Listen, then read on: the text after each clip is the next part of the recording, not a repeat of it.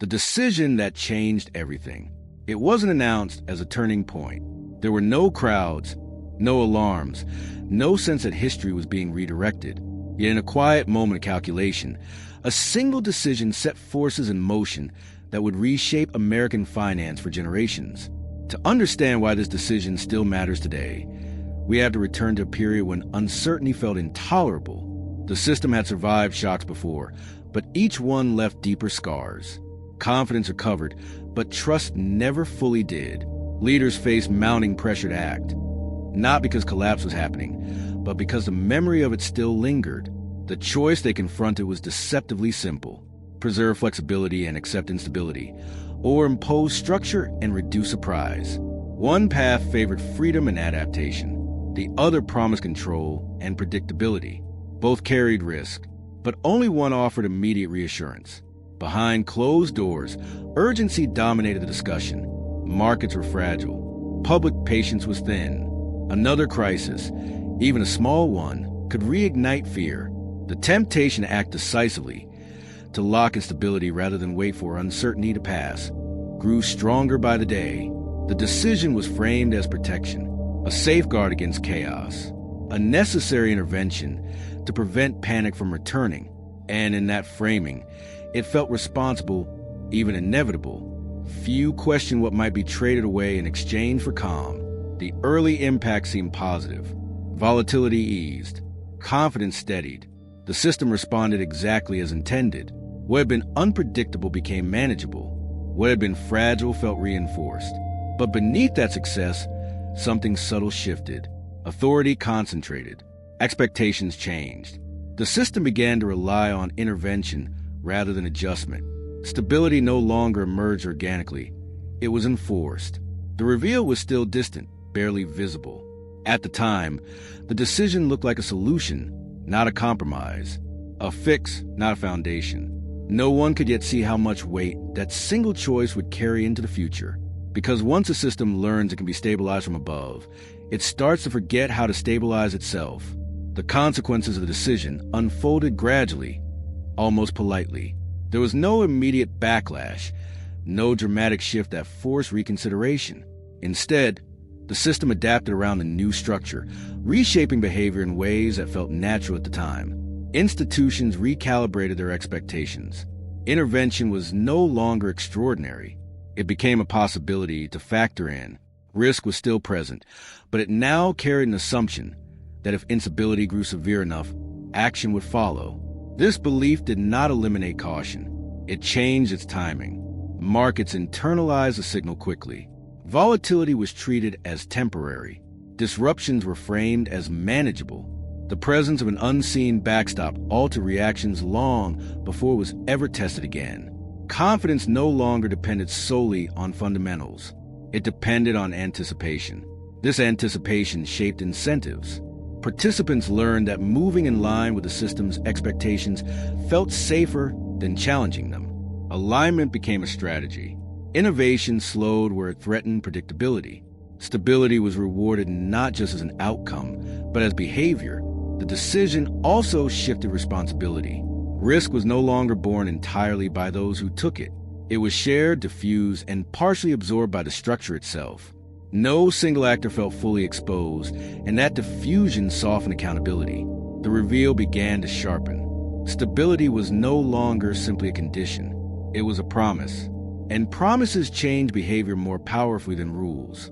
They create dependence not through enforcement, but through expectation. Yet beneath the calm, a quiet tension grew. The system was stable, but increasingly rigid. Adaptation gave way to compliance. Flexibility narrowed as behavior, aligned around what was assumed would be protected. The early conflict took shape here.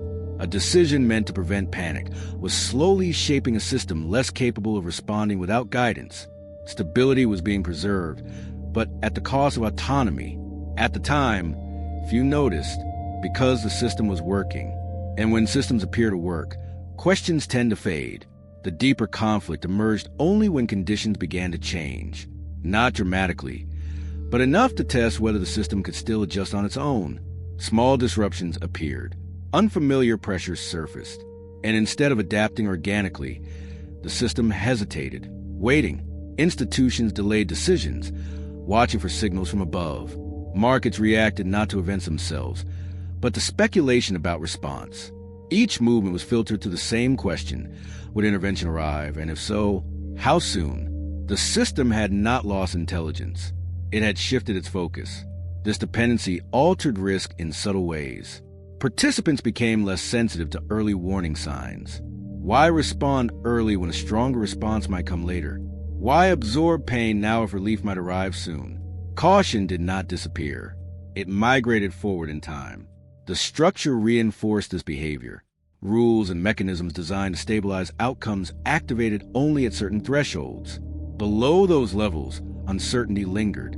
Above them, certainty returned abruptly. This created a cliff rather than a curve. Stability was binary, either enforced or absent. The emotional tension rose quietly. Those inside the system felt it before it was visible. A sense that movement required permission, that adaptation required confirmation. The system was still strong, but it was no longer agile. The reveal became unavoidable. The original decision had solved one problem by creating another. It reduced surprise, but also reduced initiative. By absorbing volatility from above, it discouraged adjustment from below. This was the heart of the conflict. Stability imposed too early weakens resilience later. Protection offered too consistently trains dependence. The system had not become fragile, but it had become slower to respond. The buildup was complete. The next test would not ask whether intervention could stabilize the system. It would ask whether the system could still stabilize itself. And the answer would matter far beyond a single moment. The test arrived without warning, as these moments always do, not as a collapse, but as a situation that demanded initiative. The kind of pressure the system once handled internally, through adjustment and coordination, without waiting for direction. But this time, hesitation filled the gap. Participants waited. Markets paused. Institutions looked upward instead of outward. The system did not fail, but it stalled. And in that pause, the cost of the earlier decision became clear. The climax was not panic. It was realization. The understanding that stability imposed from above had quietly replaced stability built from within. The system had learned how to endure intervention, but it had unlearned how to respond independently. Eventually, action came. Guidance was issued. Measures were adjusted. Calm returned. But the moment left a mark. It revealed that resilience cannot be outsourced indefinitely. That systems protected too consistently lose the instincts that once kept them balanced. The resolution reshaped thinking in subtle but lasting ways. Stability was no longer treated as something to guarantee at every moment. Space was reopened for adaptation, discomfort, and early correction.